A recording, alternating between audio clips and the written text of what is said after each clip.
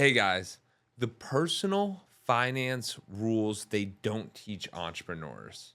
As an entrepreneur, did you know 82% of businesses have cash flow issues and that causes them to close their doors?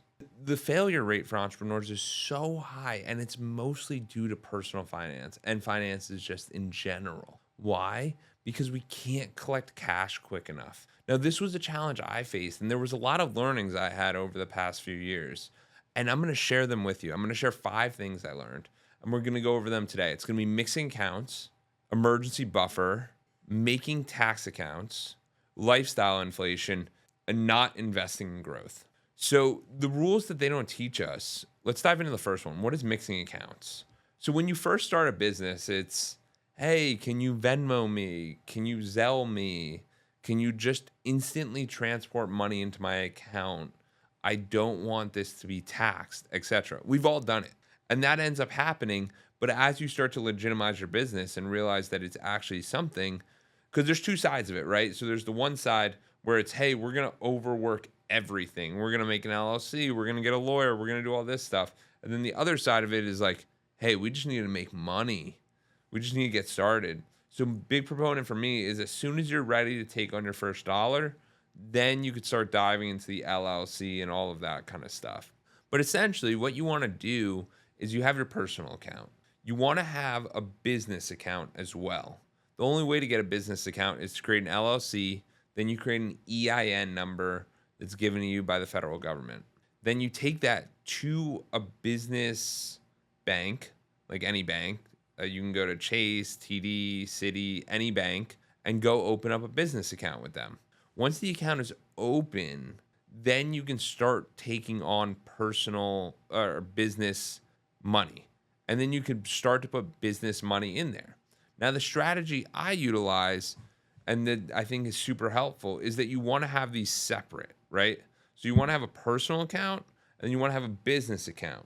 And then inside of that business account, you want to have even more that we're going to dive into, which is the emergency buffer, which is where you want to have 3 to 6 months of income. So what that means of cash flow. So let's use, for example, for the first step here is you got to make the business account and you got to make the personal account. Then we're going to hop into the emergency buffer. What this looks like, 3 to 6 months of cash flow. So what that means is, let's say for you to operate, it takes $4,000 a month. Three months is going to be $12,000.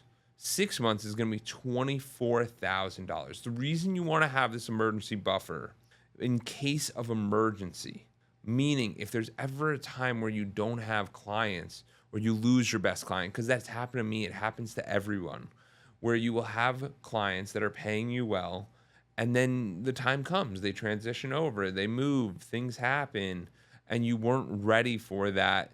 That's going to put you in a very difficult situation.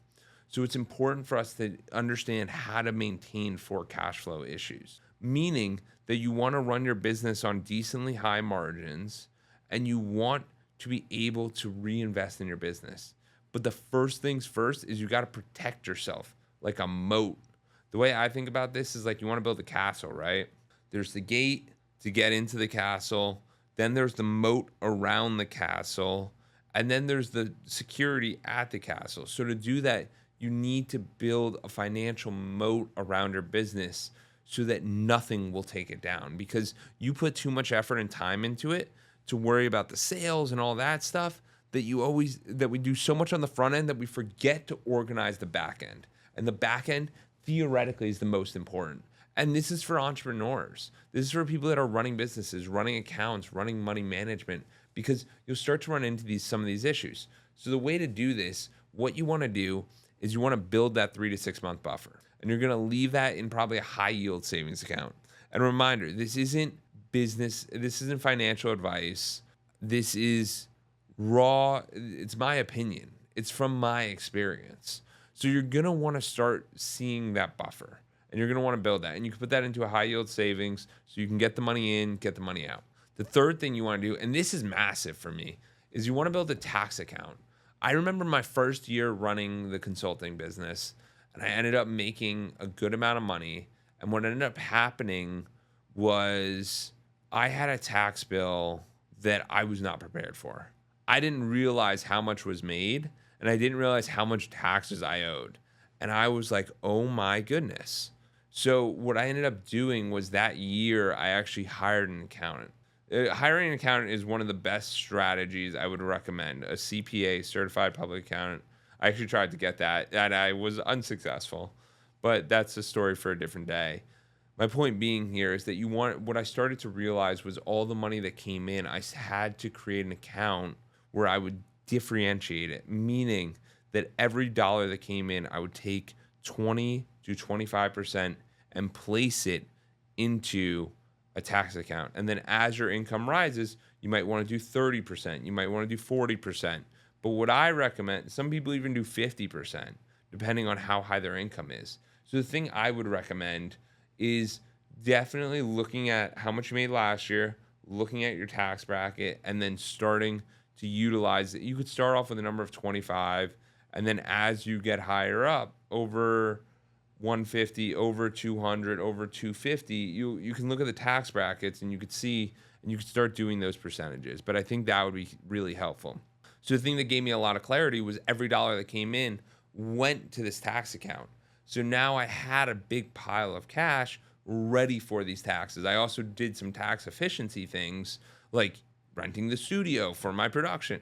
So, I mean, there's things that I've done that are positive, but you still have to have the tax money ready to pay the bills.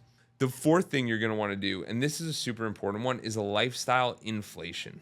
What that looks like is as you make more money, you start to spend more money. So one of the things I always did that helped me a lot was I had a set living expense.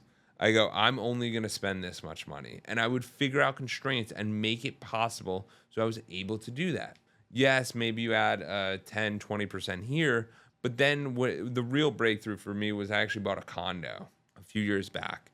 And when I bought that condo, I realized that we were at a fixed expense. Or did I think? I thought we were. The HOA ended up doubling. It's Florida. Things happen. But because we've lived in the same place for a few years now, it actually, and income has risen, I feel that I haven't really increased my things, because the biggest lifestyle inflations that I've seen with a lot of my clients and myself are housing and your car payment. People don't realize it, but your car sits for like 98% of the time. So if you're driving over 1,500 miles a month, then maybe we're talking where you're actually having a driving time. But other than that, if you're less than 1,000 miles a month, your car is just a money pit. Like, it really is, and it becomes preference at that point. So you start to realize that the car is one of the leading reasons a lot of Americans are really struggling, is because they overpay too much on their car. You have the average car payment at $700 a month. That's insane. And if their housing is only 1,000, think about that ratio. You spend 2% of the time in your car. You spend at least 35% in your house, just based on sleeping schedules. Like, you would allocate a lot more money to your house than you would your car. Regardless, the whole idea of lifestyle as inflation is as you make more money, you want to spend more money. So the way that's helped me with that is, as I'm making more, I find different buckets to invest in. So it might be something like a future travel account, or it might be something like continual learning, where you kind of leave yourself available for these opportunities to increase your skill set. So what that might look like is maybe every month this year you're making an extra 24,000, so you have an extra 2,000 a month. So what are you going to do with that? You might have to pay taxes, but how can you invest that in your business?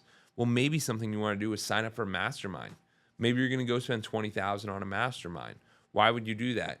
Because you want to get around those people. You want to learn those skill sets. You want to learn those things and do them properly. So that might be super beneficial for you. And you start to learn that it's not this lifestyle inflation, but you're actually starting to invest in your growth. And that's why when I see a lot of young people have great success, and I see them do the cars and the bottles and the parties, you realize how much that they're missing when they start to compound their skills, right? Because the last one is not investing in your growth. And what's not taught is that you need to invest in your growth, meaning that you have to hire the right people around you, meaning that you have to get around people who are a little bit further down the line. And the benefit of that, why would I want to do that? Because it can expedite your time. Your time is one of the few assets that you have, and it's how do you learn as fast as possible to make as much impact as possible and provide as much value as possible. You have to learn from those who have been there before. So it's almost silly to not invest in your growth. And I remember back in 2020, I invested into this program, and it was like I didn't even have all the cash. Like I was literally doing the payment plans, and that was my cash flow from the business.